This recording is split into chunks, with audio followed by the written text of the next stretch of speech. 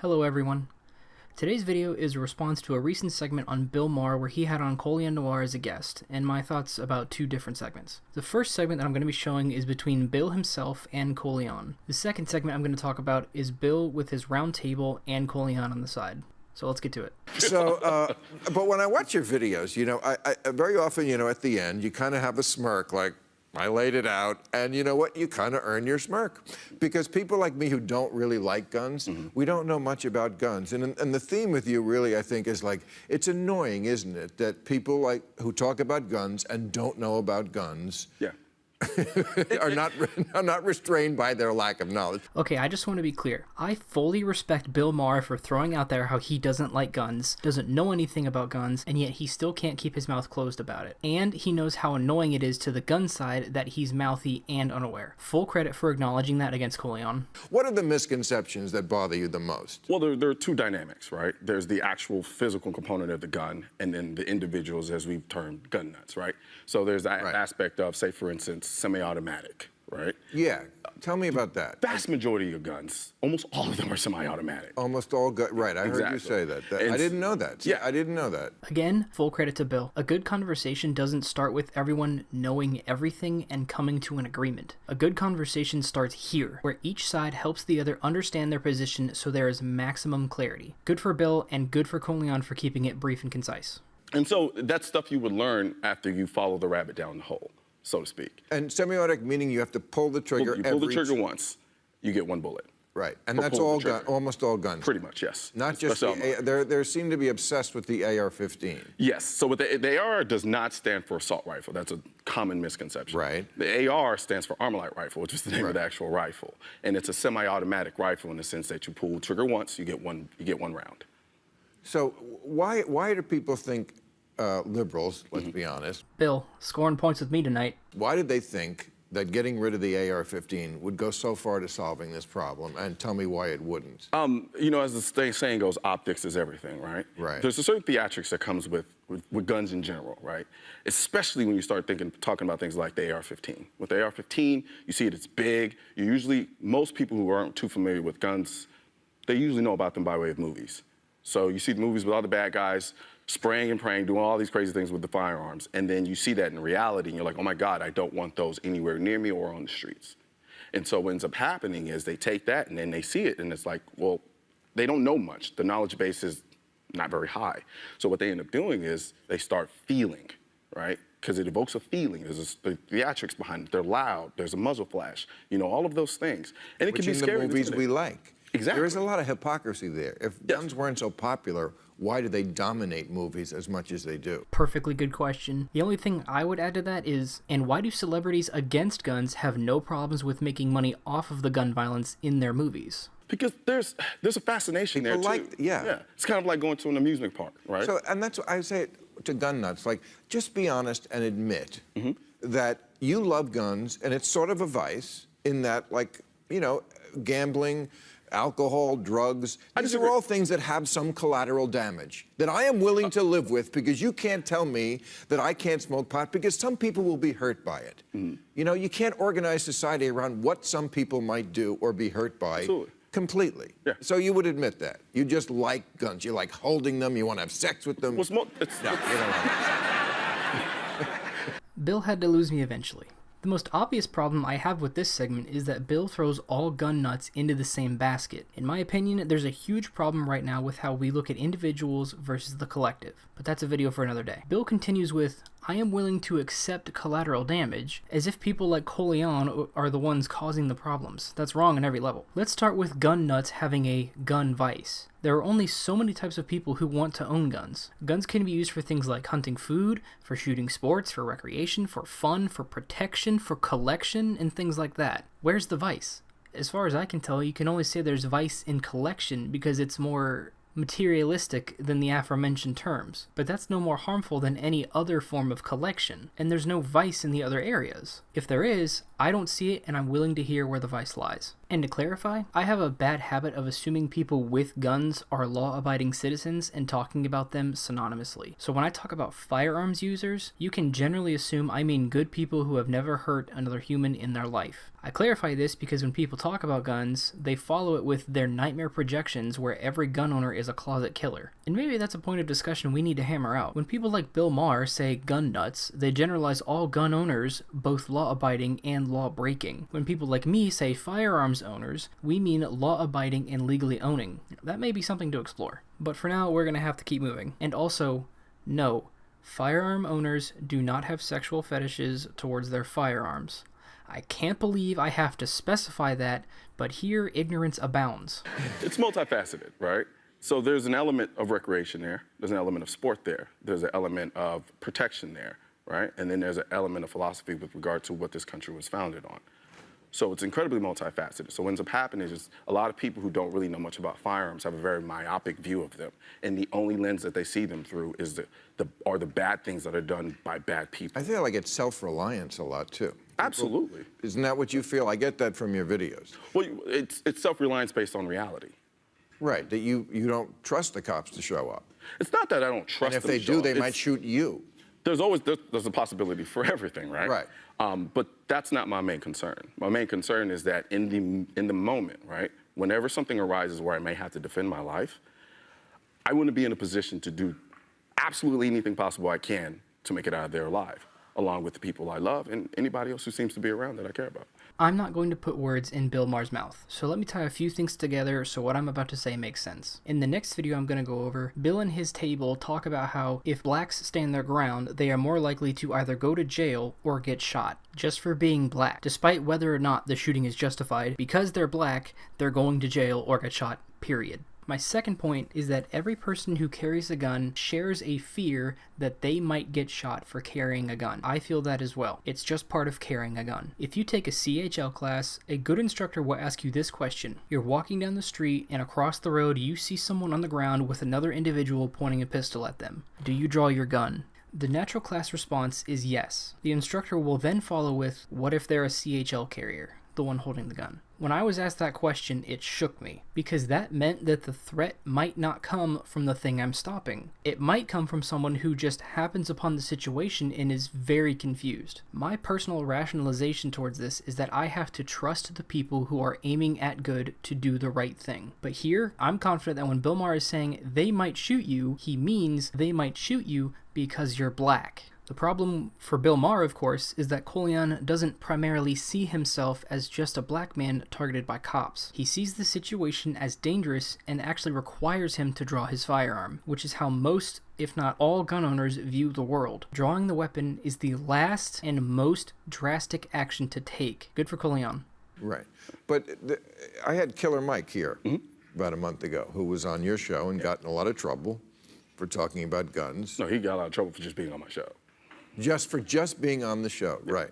But you guys made some interesting points about how it's very easy for people who live in safe neighborhoods to talk about gun control. It's a whole different story for some other folks who don't have that luxury. Absolutely agree with Bill on this. The world is entirely different when you're making laws from your ivory tower and when you have to live under those laws. That's something I desperately wish the human race would have learned after the early 20th century, but here we are. Yeah, I think one of the things that ends up happening when we start talking about some of the gun control measures that people are pushing is how they disproportionately affect people who are in lower economic environments and in environments that have a higher level of violence.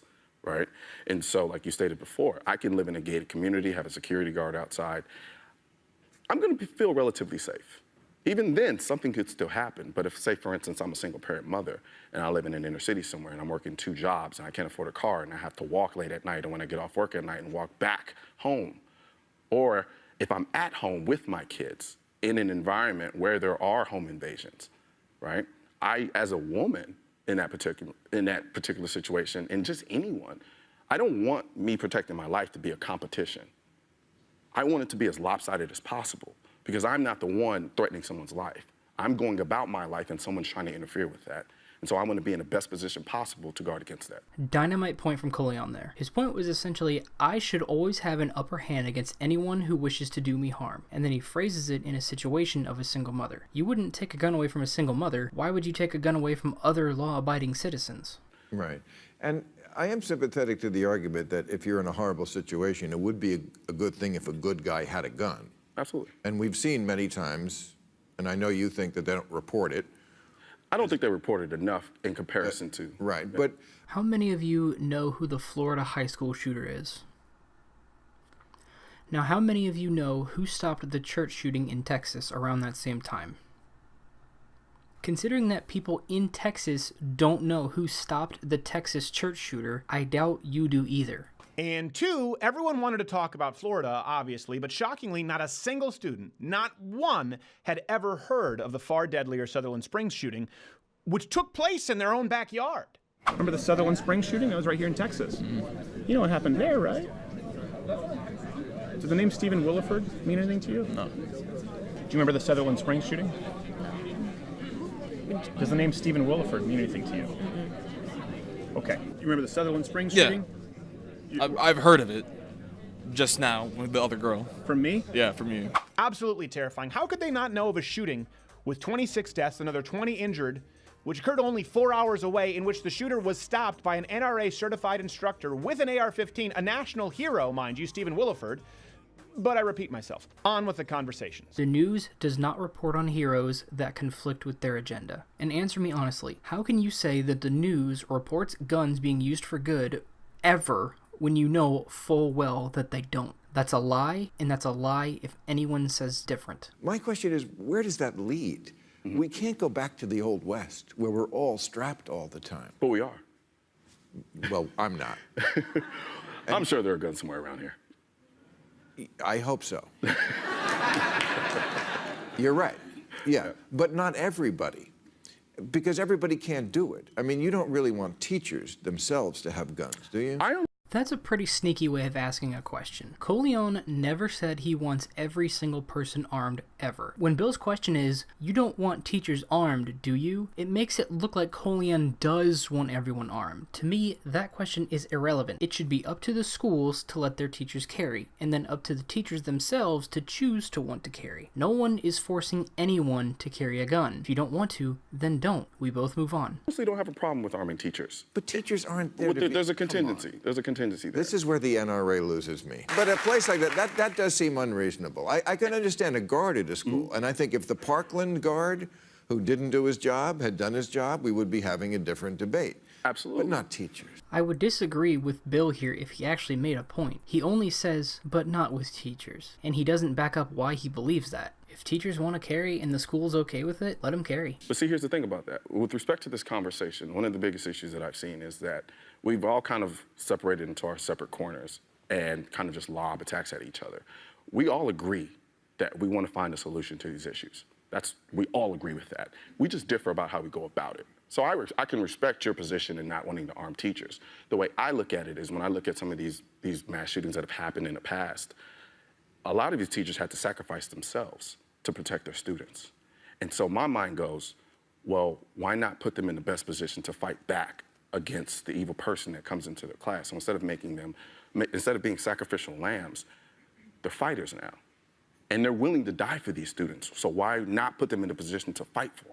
Why not give them the biggest advantage over anyone who wants to hurt their students? This is a perfectly good question and one that I think deserves a good answer. Because they're teachers. They don't want to have that job. Okay, if I were a teacher, I would be immensely offended by that statement. If I were a teacher, it is my job to protect my kids. And when people laugh at that idea like they just did, the stigma in the room is incompetence amongst teachers. That's what I'm reading. Who are you to tell me how to protect my kids? Any more than the guard wants to teach physics, you know? You're absolutely right, but the moment somebody walks into that classroom with the gun and starts shooting at kids, they don't have an option. Okay. So the only options they have is either sacrifice themselves or fight.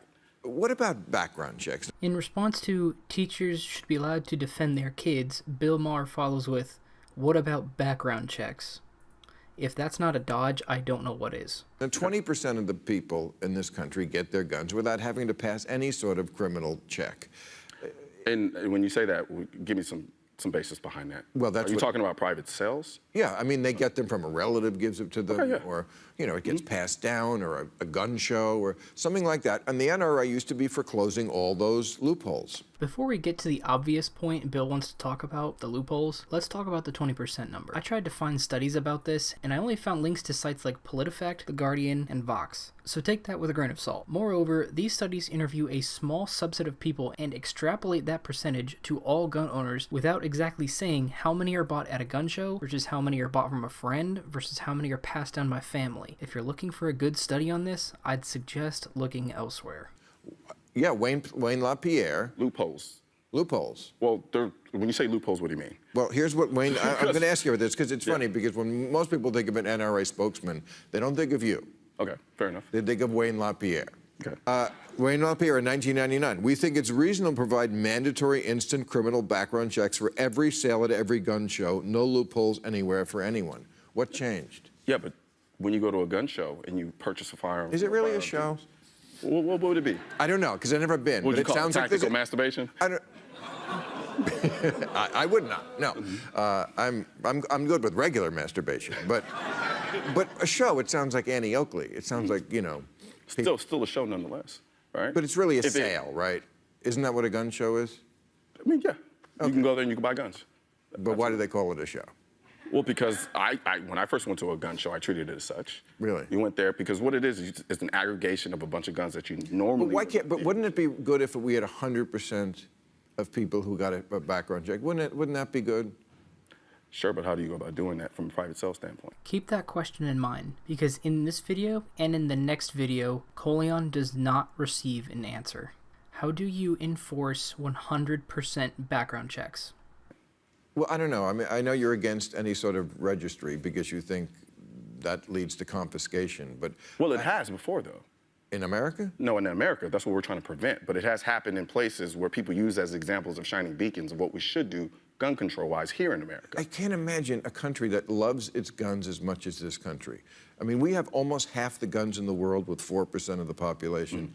I can't imagine anyone ever trying to take away people's guns. And if the people who were taking away the guns were doing it, they're usually the people who like guns. They're law enforcement. Tell me what you can imagine, Bill. Can you imagine a powerful speaker rising to power and capturing and murdering 6 million Jews? Can you imagine 1 in 2 people being an informant for the government? Can you imagine a government turning tyrannical? What a foolish response to have, and what a clear demonstration about how good it is to live in America. You have it so well, you cannot even imagine a need for a gun, despite the Second Amendment to the country being necessary. And to Bill's credit, law enforcement does like guns. Policemen often recommend that more people carry guns to protect themselves. The people taking guns from innocents are not law enforcement. They're brutes preparing to take the country by force and are removing the guns to make that process easier. Do not confuse the two, ever. You know, I can argue with that. Yeah. Look, I'm a little more gun reasonable these days now that Trump is the president. How interesting that as soon as Bill thinks there's a dictator, he all of a sudden understands why we might need guns. In the same breath, you think we need to be removing them. This is why gun owners do not like people who are anti-gun, because of statements like that. But I still think if people came after me to get, even if I fired back, then they could come back with always superior firepower. The government is always going to outgun you. Okay, so from that why fear? Well, so if the Second Amendment, if you understand the Second Amendment was written, right, to protect us and be in a position to fight off a tyrannical government, so then why not provide us with the same weapons if the guns that I have now are not going to be enough? Actually, Gary Will says, he says the Second Amendment... Another perfectly reasonable question goes unanswered. If you were truly so afraid of a hostile government, then you admit the need for a Second Amendment. So why are you choking it? Why would you let the government have more power than the people? Listen to this. I want to get your reaction. Okay. Shows us just how far the poison of slavery pervaded the Constitution. He says the Second Amendment was not meant to let individuals prevent federal tyranny. How could it? By training our rifles or handguns on the Army, Navy, and Air Force. It was meant to guarantee militia to handle the state's internal problems, especially the problems of a large slave population. That's a big reason why we have the Second Amendment. Here's the irony. We needed it to keep the slaves. Here's the irony behind that. We actually used the concept of the Second Amendment to revolt against a country that was oppressing us. Right. Right? And then in the same breath, because of the purity of the language of that Second Amendment, I now sit before you as a gun advocate with the ability to carry a gun. I don't want to make you mad. The Second Amendment was not designed to keep slaves as slaves. The Founding Fathers chose their words more carefully than anyone else in our history. They had slavery because literally their country and the entire world at that time depended on it. They were worried if they tackled slavery with a fresh country, it would be enough to destabilize it. And less than 100 years later, it very nearly did. They were right to leave slavery to the test of time. There are countries today that still have slaves and always have had slaves. America wasn't even around for 100 years and they spat the foul taste of slavery out of their mouths. Disagree with me on that and I'm happy to listen. But good luck. No, you're great at talking about this. I appreciate you coming on and giving us your point of view. My final impression is mixed on this one. Bill started out with a lot of really good things, but just faded over the course of the video. Having said that, I always respect someone who has opposing views on their show and lets them speak. I honestly feel like Bill let Colion have his say in this video. It's up to you to decide what you believe. Let me know if I missed something, was wrong on a point, or missed the mark entirely. I strongly encourage anyone seeing this to please watch the original video for yourself and see whom you agree with. I want to stress that I don't care about winning a debate. I want to know what's true. Thanks for stopping by, and I hope you enjoyed.